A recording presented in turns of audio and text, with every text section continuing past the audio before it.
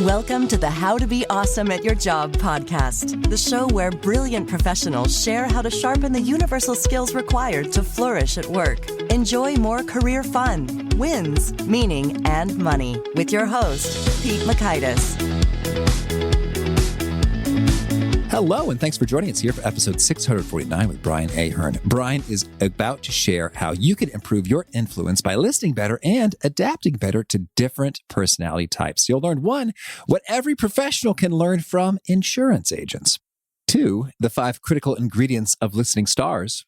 And 3, how to deal with the 4 different types of people. So if you want to check out the show notes or the transcript or the links to items we've referenced, I recommend you drop by awesomeatyourjob.com/EP649. And if you're at awesomeatyourjob.com, check out some of our cool resources. You can search the full text transcripts of every episode, find the perfect episode tagged by the topic or the competency that we cover, and sign up for the Gold Nugget email lists, which give you summary insights from Brian, as well as access to the vault of every one of these guests and every one of those summaries. That's called the Gold Nuggets at awesomeatyourjob.com. Now here's Brian's story.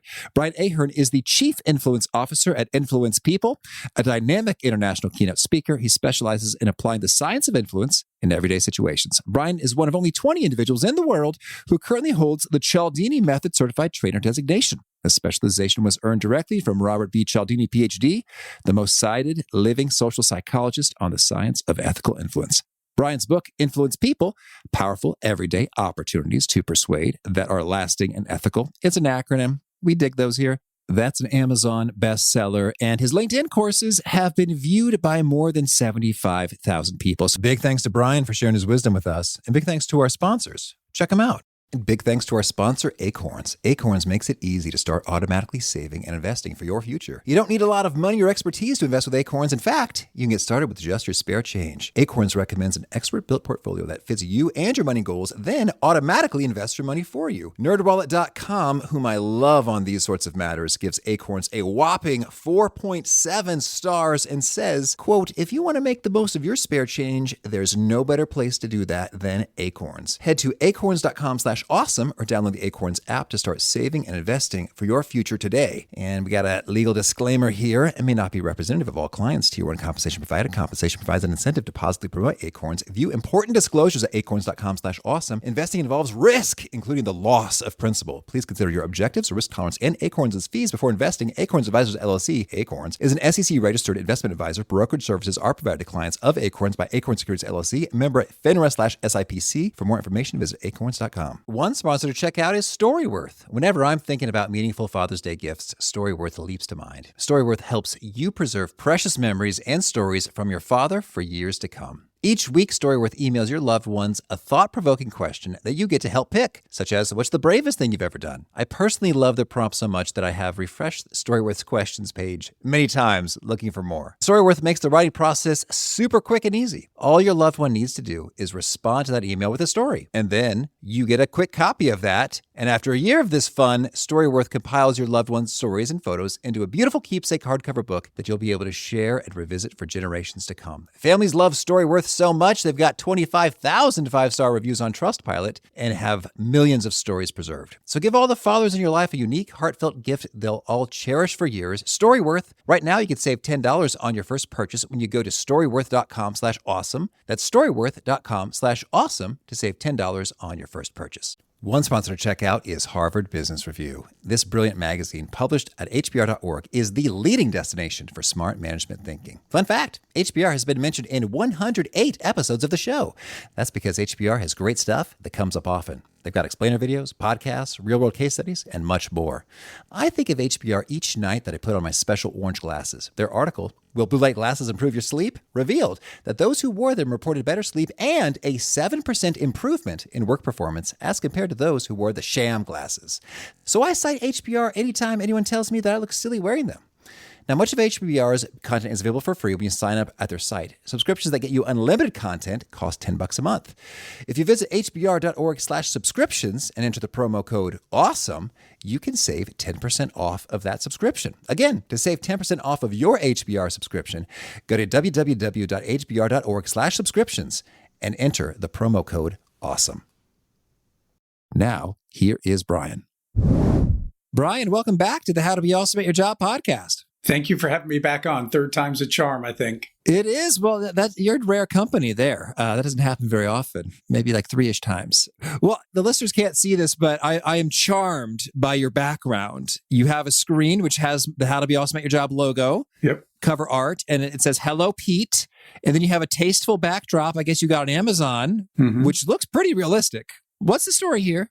So in the COVID lockdown world that we're in, I knew that I was going to need to do something to differentiate myself. And I saw a friend who's a big time National Speaker Association speaker, and he had put a studio in his house, and he was kind enough to spend about an hour with me one day to walk me through everything that he did. And we converted our daughter's old bedroom. And so I've got a beautiful backdrop and a 55-inch TV, and I can give stand-up presentations where I'm walking up to the camera and moving. It's not just a face on Zoom, and clients have loved it, and potential clients are blown away when they see their logo and their name up on the screen on a Zoom call.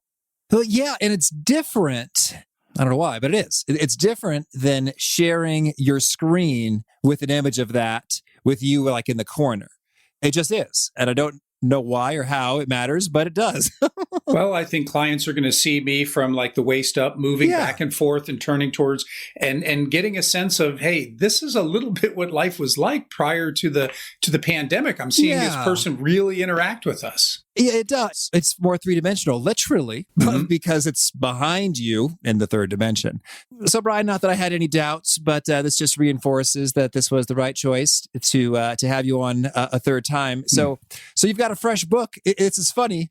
I was a little slow, as you may recall, to reply to your email because your book is called Persuasive Selling for Relationship-Driven Insurance Agents. And I'm like, well, you know what? Most of my listeners are not insurance agents. But nonetheless, I think you've really identified some universal skills and principles that benefit all professionals. And so we're going to zoom into a couple of those. You got some good acronyms, kind of the STARS and the DEAL model we're going to talk about. But first, maybe you could just tee it up broadly. What can and should non-sales professionals learn from insurance agents? Well, everybody's selling all the time. And so when people say, well, this book is for insurance agents, well, it's really for all salespeople because we look at the entire sales cycle and how the psychology of persuasion applies throughout each of the steps. But even somebody who might say, I'm not in a formal sales role, they're still selling themselves, their ideas and things, especially if they're working in a large corporation. So understanding the deal model of how to interact with people is critically important for those folks. So I feel like anybody who knows that moving forward with getting a yes, selling themselves their ideas and things, they're all going to benefit from the book. Okay. Well, so you've got some great perspective on listening and a helpful acronym STARS, which is funny because I think of STAR for interviews, situation, task, action, result. But you've got a different STARS associated with listening. And I think it makes a ton of sense. So can you lay it out for us when it comes to listening well? Why should we do it? And how should we do it? Well, when I worked in the corporate role and I was involved in sales training, a critical component of being a good salesperson is the ability to listen. And unfortunately, a lot of people haven't experienced this, but good salespeople only talk 25 to 30% of the time. They ask good questions and then they stop and they listen and then they ask more questions. But you have to be a good listener and you have to be confident in those skills. And while we are taught to read and write and speak, almost nobody goes through a class on how to be a more effective listener. So as I was interacting with our field sales team back in the day, I came up with this acronym to make it very easy for people to understand what it takes to be listening stars. And it's simply this: stop everything you're doing. That's the first letter, the S. Pay attention to tone of voice, T, because it conveys emotion. A is ask clarifying questions. R is restate your understanding of what you've heard. And then S is scribble, take notes. And I think if everybody could do those 5 things and just worked on doing those things better all the time, you would be blown away by how much more effective you could be as a listener. You'd become listening stars. All right. Well, so I love this in that it makes a lot of sense. Those seem to be 5 critical ingredients and often overlooked ingredients. Help us out with some of them in terms of it. It sounds easy to do, but most often people are not doing it. Maybe tell us, how can we do each of these better? Like, how can we stop excellently? What should we really look for in the tone, etc.? Okay. So when it comes to stop, you cannot give your attention to more than one thing at a time. You could try to fool yourself and you could say, well, I can finish this email while I'm listening, but you're never really giving your attention and therefore you're missing things. And we saw this when we would run little workshops and experiments. And we saw that people who gave their full attention to listening, they weren't distracted by a second task or taking too many notes. They were catching 75% more of the facts that were being shared as compared to other people. So Wow. if you think about that, if you are a salesperson or any position you're in, if you discipline yourself to stop so that you can fully pay attention and you're catching 75% more than your competitor, you have a huge advantage. So Yeah. I think anybody who is listening to this podcast will catch themselves doing other things. And that's okay. That slap on the hand, like, oh, I shouldn't have done that. That's your first step in awareness. And if you keep that up, eventually you'll find yourself stopping all those other things for longer and longer periods, which is going to certainly help you be more effective in terms of what you're receiving through your ears. Mm-hmm. Well, Brian, I love it when you drop a clear number like that. Like, boy, I'm thinking about, there's just so many opportunities, like 75% more facts. I mean, that's huge because someone might grab 10 facts. So then a listening star could grab 18 facts and those incremental 8 facts could make all the difference in terms of, I'm thinking of it like a negotiation.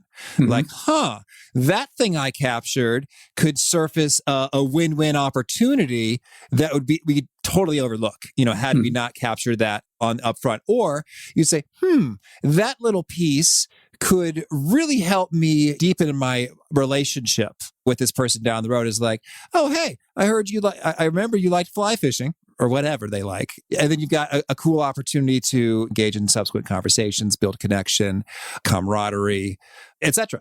Wow. 75% more facts from a conversation is just like 75% more opportunity, possibility, impact. And I would say too, it's not just the positive facts that you catch. Sometimes it's the negative facts that might make you say, this isn't a deal I want to go through with. When I worked with an insurance company, a lot of the role of an underwriter is to get as many facts to make a determination. Do we want to write this account or do we not? And if we do write it, at what price?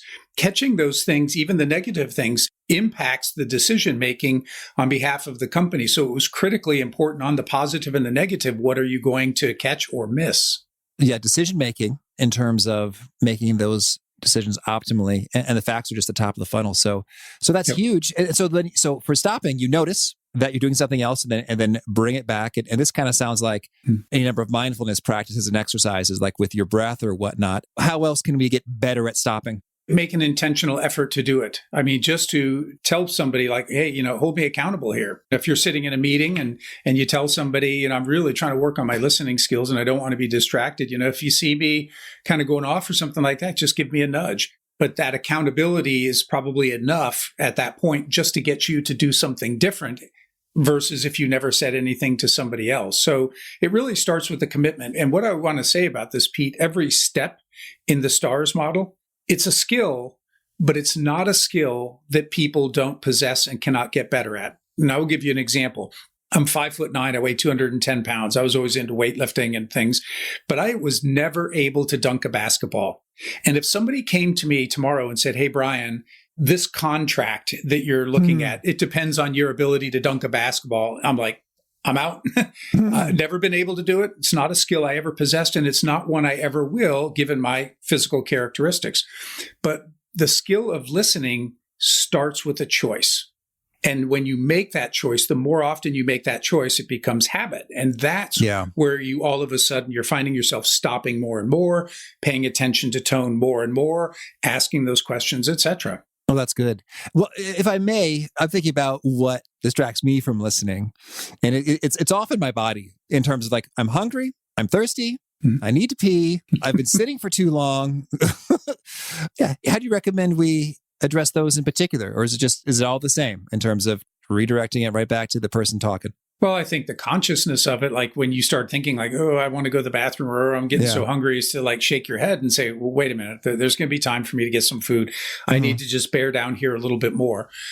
Give yourself some grace too, because, sheer willpower, willpower is like a muscle. It gets tired too. And as we are mentally tired, as we are physically tired, as we are hungry, all of those things will impact our ability to give focus and attention. So if you have an opportunity to do something different, like say, hey, Pete, I'm loving this conversation, but can I take a short break?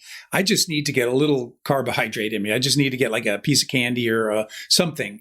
And that person is probably going to say, sure, that's fine. They may be feeling the same way. And so that might be license for them to go do that thing too.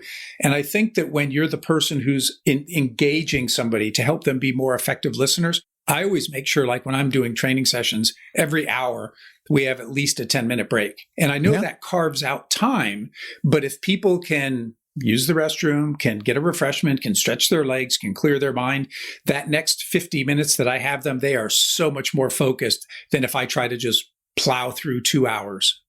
That's absolutely true. I've seen it many times on both sides of the presentation table there. Okay, so that's stopping. So tone, you say that there's a lot in it and we should pay attention to it. Expand on that, please. Well, I think everybody knows two people can say the same thing. You know, two people could make an apology and one person can seem sincere and the other one doesn't. And it's not I'm the sorry. words. Exactly. We hear it all the time when people are caught, right? Media figures are caught and all of a sudden they're issuing that standardized apology. But I always thought about the example that my wife called me one time. And I was at work and I could hear the wind blowing. And I said, "Are you playing golf?" And she said, "Yeah." And that 3-letter word, yeah, just the way she said it. I said, "You're not playing very well, are you?" She goes, "No." And then she started kind of unburdening herself. But that's a clear indication, right? 3 letters, 1 simple word. And just by the tone, I could tell that she wasn't playing well. You've been married now for a little while. I'm sure that you can hear some words like fine, right? When you say, "How are you doing?" Fine. You realize they're not really doing fine. There's more behind that. I can tell. And that's usually based on tone of voice. Certainly. Okay. And so are there any tone things that people tend to overlook or are great sort of telltale indicators? Because I think sometimes in my own tone or others, I notice, how do I say it? It's like they're energized and excited, and then they're back into sort of like the perfunctory, like, duty, responsibility, process, compliance.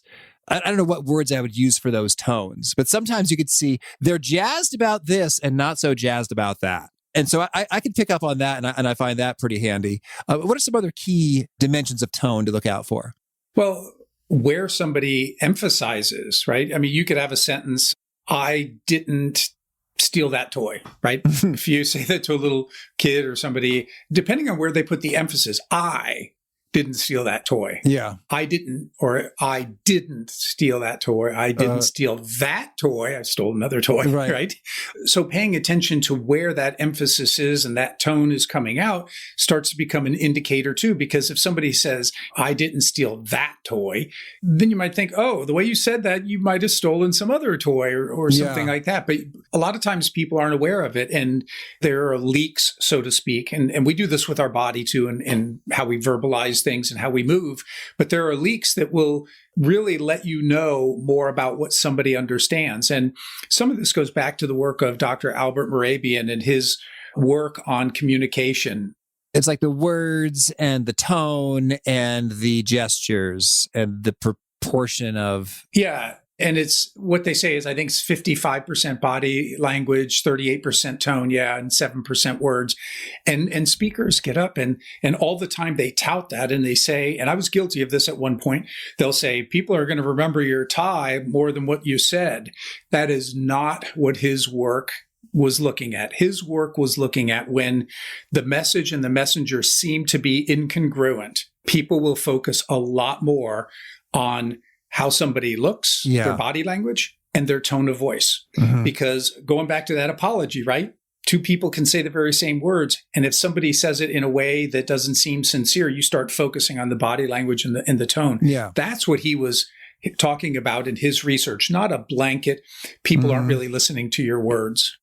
Yes. Thank you for setting the record straight there. And that sounds a lot more true, certainly, in terms of they said, I didn't steal anything.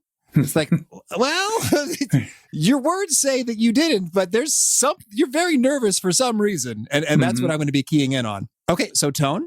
And then how about some asking clarifying questions? What are some of your favorite clarifying questions? Well, let me say this about questions. First is, I'm never an advocate of interrupting somebody when they're speaking. But when you don't understand and you recognize in the moment, I don't really understand something, it shows that you're engaged in the conversation. So if you're telling me a lot of stuff and I say, hey, Pete, can you hang on a second? When you said this, did you mean that? I'm not really sure. It gives you an opportunity to make sure that I do understand and clarify, but it also shows that I'm engaged in that conversation. Because if I just button up and don't say a word, you might start even wondering, like, is he even paying attention? I mean, he hasn't said a word. He hasn't given me any gesture. I don't know if he's engaged in this conversation. And it's even more difficult over the phone because you can't see the person. So I think utilizing clarifying questions is a great way to stay engaged in the conversation so your mind doesn't wander. It lets the other person know that you are in that. And it just helps you clarify what it is that you're hearing. Mm-hmm. And well, to your question too, a simple one is when you said, what are some of the questions? It's help me understand, or I'm not really sure. Could you explain it? But it's a question. So you have to say, well, I don't understand something. I'm not clear on what you said. I don't think I hear what you're saying. Can you explain? Can you expound? Can you do something to help me out here? Yes, that's grand. And I do like a 90-minute training on clarifying questions alone for like collaborators in terms of what you really need to understand before you embark upon a piece of work, and such that you don't end up giving them something that they don't want in terms of like the deliverable, the timing, the process, the resources, the audience, and the motive. Well, I will say this. We talk about stars in the book in the section on qualifying. So in the sales process, when you've finally had this opportunity to meet with a client, you want to assess, do we want to do business together? Not all business is good business. Can I do business? Do I have the capacity to fulfill your needs? And do I want to? And you're making the same assessment of me as the salesperson. Do I want to do business with this guy? Can he meet my needs? Questions are what help us determine that. And that's why we talk about the STARS model in the qualifying part of the sales process. All right. So we've asked some clarifying questions, and then restating. How should we do that? So whatever it is that you understand somebody to say, Pete, and I know your listeners can't see this, but if I ask you, for example, about your business, you're proud of your business and you know all this, and I'm putting my arms out really wide. You have this vast wealth of knowledge. If I'm working, for example, with insurance agents, they don't need to know all of that, right? There are certain key things that they want to understand. And so they're going to hone in on those. And as they do, those are the things that they're going to probably come back and say, so Pete, your business sounds awesome. And if I understand you right, and then I kind of come through and I lay out a few critical things about what it is that you need in your insurance protection. If I hear you right, Pete, and I clarify that, and you may come back and go, that's exactly it, Brian. Thank you. Or you might come back and go, no, you're missing it. It's the claim that I had. That's why I'm upset. And so we can circle back and make sure that we're both on the same page. But no matter how well I do at listening, I will never know everything going on in your mind. And so I don't want to make that assumption that I do. So therefore, I'm going to try to restate to the best of my ability. Here's how it boils down for me. All right. Excellent. And then note taking, Well, I used S for scribble because N would have been starred, and that would have blown the whole model, right? So I always encourage people to take some notes, but this is not writing the great American novel. It's not trying to get down every word that people say. And while we can use certain tools like laptops to get a lot of information, that actually can hurt your listening, because they say a lot of times students are trying to take down everything the professor is saying, and they're missing context and other things. I encourage people to just bullet point things that they are going to need to circle back on. So I might, I might have heard you say you had a car accident. I don't need to stop you right in the middle of your story to say, tell me the details, because you might. But if you don't, I've got that little bullet point, and I can say, hey, Pete, you mentioned you had a car accident. Can you tell me a little bit more? And I start asking, when was it? What happened? And all those things. But it's because I have that bullet point to remind me. It also may be just a few quick bullet points, so there are things that I can fill out after our conversation's over. So maybe I catch the name of your pet, I catch the name of your wife, or other things that I think will be important for me to remember down the road. And so I bullet point those, and it triggers my mind. And then I start going back and, oh yeah. And I remember the type of dog that you said you had and how long, or certain other things are triggered by that bullet point. So that's what I mean by scribble. Okay, excellent. So there we got the listing, stars. Cool. And we've got another perspective. You call it the deal model. And, and you're thinking specifically about 4 personality types. So, well, first lay this on us in terms of what are the types, where do they come from, and how do we identify them? Okay. People are probably pretty familiar with DISC, the DISC model. And when I was working with the insurance company, and this was probably 10 years ago, a training organization came in and used something that was similar to that. I don't remember exactly what it was, but it was similar to that as a way to try to identify yourself. And it was a little more self-reflective than other. And a guy I worked with came up and said, man, it'd be really cool if we could tie the principles of influence that you teach to the different personality styles. Are there some that are more effective than others? So I did a survey with my blog readers, and I took some very generic descriptions and said, read these and choose what you think you are. And then that kind of funneled them in. And then I was asking them all the same questions, but I could look at the results then and say, wow, people in one category seem to be different than people in these other categories. So through the course of that, I came up with driver, expressive, amiable, and logical. And I like that because it spells deal, and we deal with people. And the people I work with, salespeople, want to close deals. So it becomes very easy for them to remember. Okay. And it's focused on not self. It's not that it's unimportant. It's very important to understand ourselves, but it's other focused. I want to try to determine, Pete, are you a driver, that person who's more focused on getting things done than relationships, and you like to be in control? Or are you the expressive, the person who's really relationship driven, but also really likes being in control? And then that amiable, which is the relationship oriented person who is more about self-focus and self-control. And then the logical person is a task-driven individual, but they're not focused on controlling others or situations. They're more focused on themselves, their own thinking, their own self-control. So that's a very basic model, but it's good because salespeople don't always, I'm not going to go up and say, what's your Myers-Briggs, Pete? And I wouldn't be able to figure that out. But this is a pretty simple model to assess people. And once you feel like you've got a handle on the type of personality, then we talk about the principles that are most effective in terms of being able to ethically influence them. Okay, so it sounds like it's, if I were to stick with a 2x2, the dimensions we're looking at are their level of task focus and their desire to control others. And situations, yep. Okay. And so with the driver being high, the expressive being, low, high, they care about the relationship. Well, I just say that, there's a demarcation. The bottom of it is person who's very relationship driven. Gotcha. And I would say good examples of that I use in the book. Steve Jobs would have been a driver, right? That guy doesn't care about being your friend. It is just about the work and get the stuff done. Oprah Winfrey, I think, is a great example of an expressive. She wants to know your story. She wants to get to know you and help you. But yet she is completely in control of her media kingdom, just like Steve Jobs was in control. So in that respect, they're very alike, but they're very different in terms of their interactions with people on an individual level. Yeah. Okay. And so how about an example for amiable and logical then? Amiable is always a little bit tougher in terms of coming up with examples because they're not necessarily limelight people. And a lot of the occupations that they tend to move into aren't ones that are necessarily in the limelight because they're very relationship focused and a little bit more self-control, self-focused than other in terms of control. They tend to be things more like counselors and teachers and nurses and social workers. And those aren't always positions that are in the limelight. Now, that's not to say that because you're an amiable, you can't lead a company. You absolutely can. But what we tend to see is people move more into those positions that are not as much in the limelight. Mother Teresa would be an awesome example. All righty. And logical. A logical person, again, very, very task-focused, but not about controlling others or situations, more on a self-focus. And a great example here would be a Bill Gates or an Albert Einstein.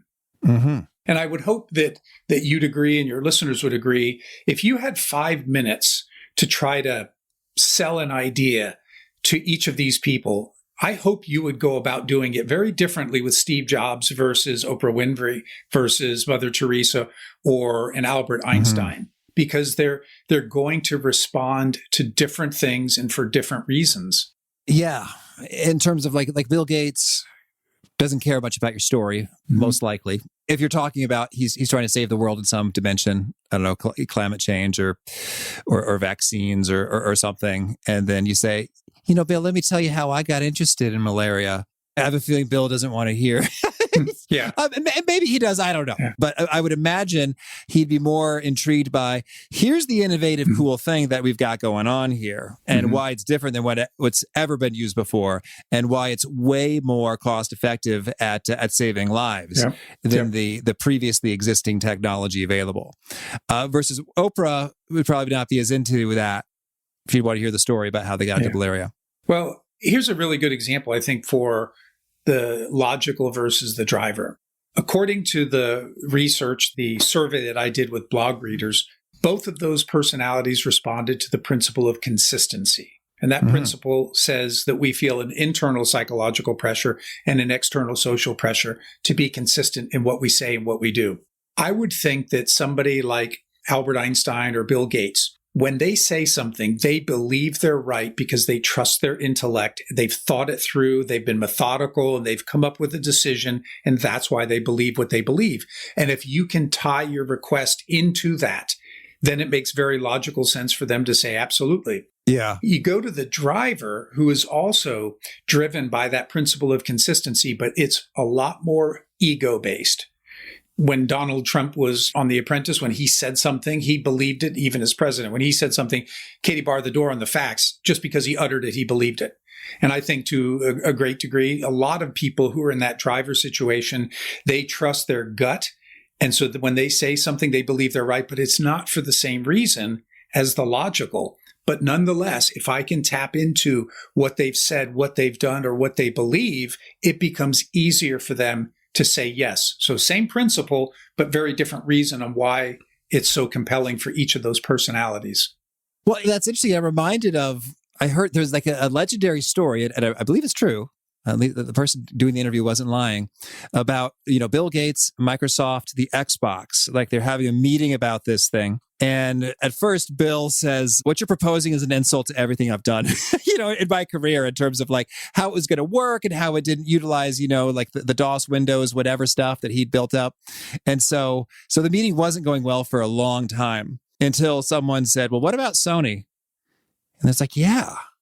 What about Sony? And then it sort of totally changed his thinking associated with dominance and market share and influence and being in the living room, and how Microsoft and Sony were both kind of growing on these dimensions. And Sony's got this PlayStation, and they're like, yes, we'll give you everything you've asked for.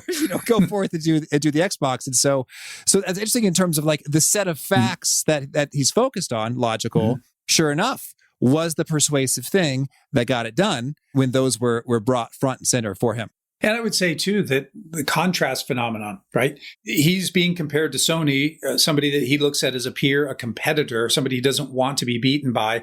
If they had made the wrong comparison, maybe there was a little upstart company that was doing something, he might have looked at it and said, who cares what they're doing? Yeah, or like Nintendo. It was like, okay, Nintendo's got Mario, I don't care.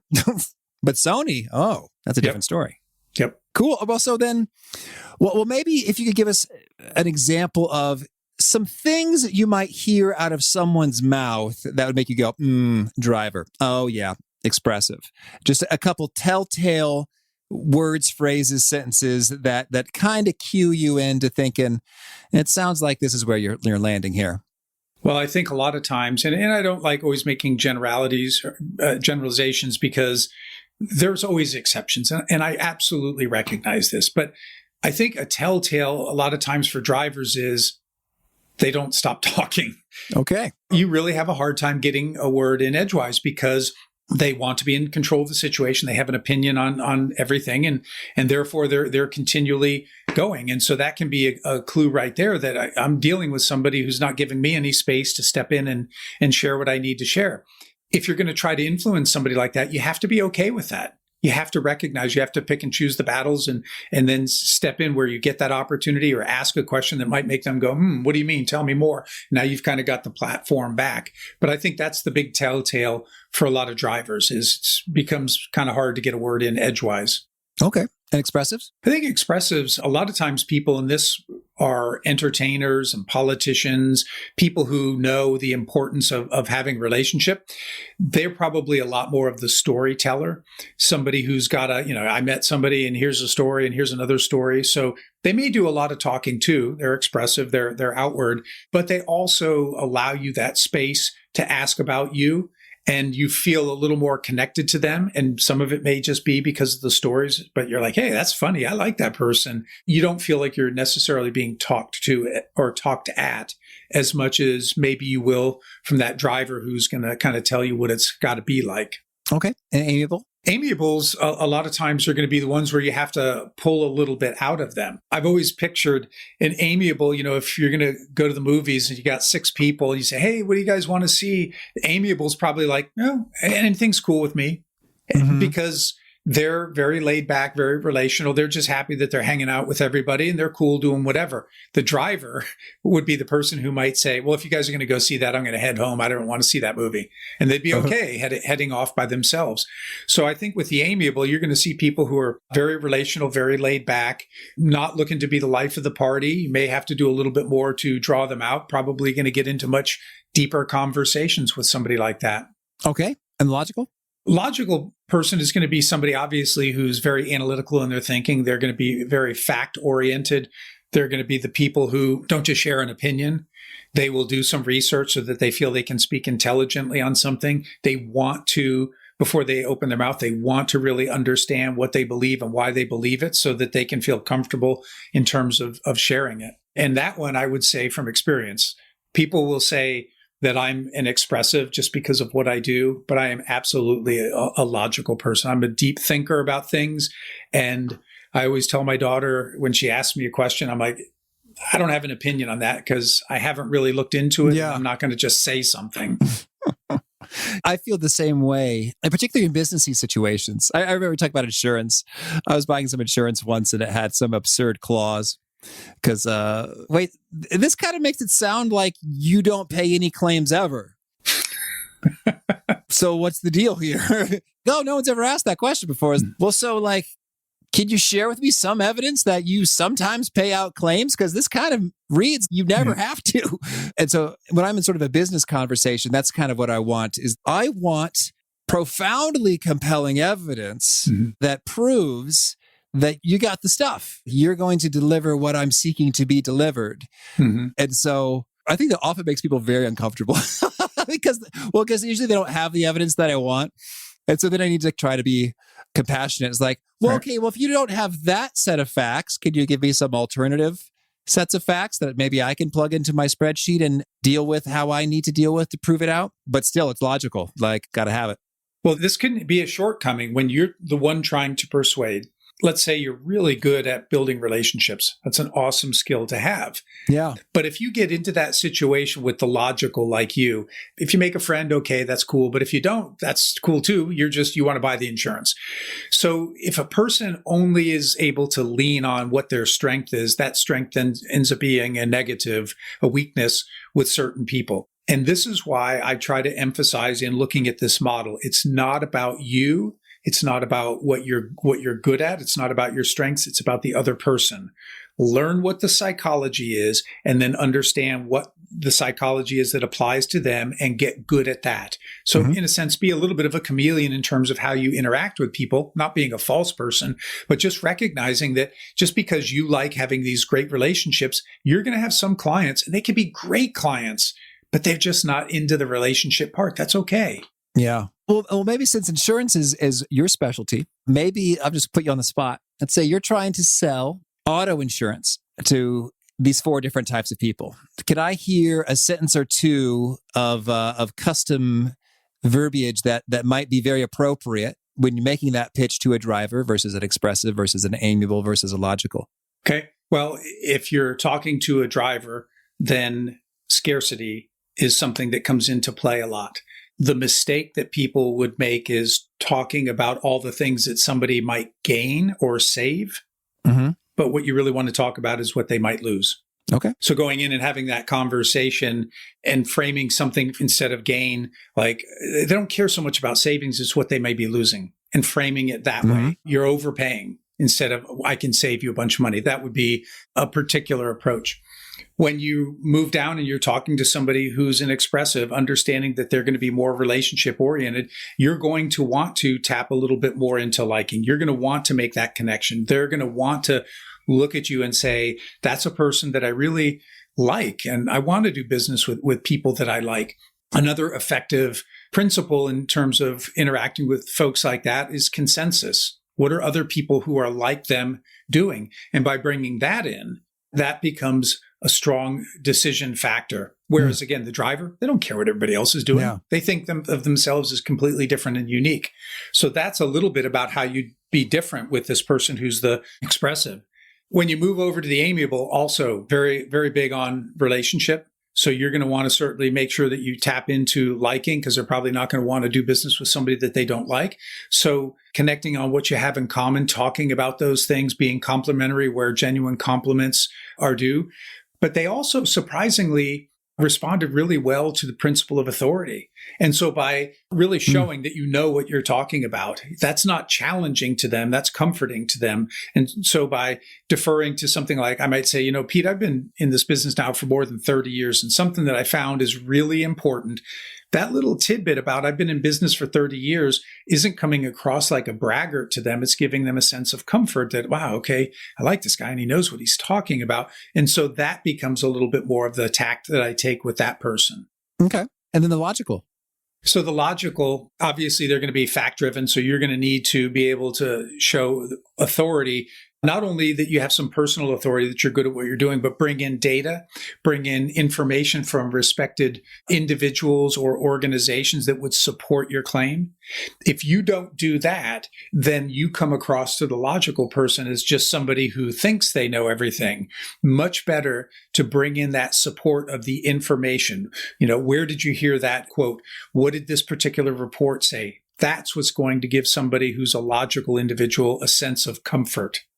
All right, cool. Well, Brian, tell me, anything else you want to make sure to mention before we hear about some of your favorite things? As I said at the beginning, I wrote this book for a specific market. I wrote it for insurance agents. And that was because trying to write a sales book can get super generic when you keep talking about products or services and people start reading it. That doesn't apply to me. Well, that does. So I just, on the counsel of somebody I really respect, I thought, you know what, I'm going to tighten this up and I'm going to make it specific to insurance. It's what I know. But then I realized as I got into it that every step in the sales cycle, if somebody's in sales, they're going to benefit from understanding the psychology that applies.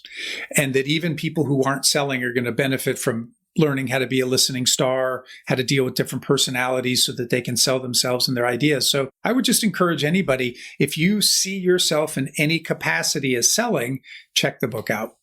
All right. Thank you. And now a favorite quote.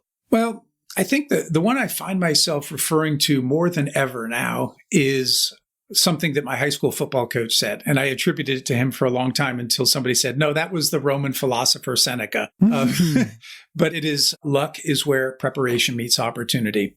Ever since I was a sophomore in high school and heard coach say that and recognized that if I worked really hard, good things would happen. And even when the good thing that I want doesn't come about, it's amazing, Pete, how all that preparation comes in a different way. And all of a sudden I'm like, hey, that preparation is helping me now over here. So it never goes untapped. And a favorite book?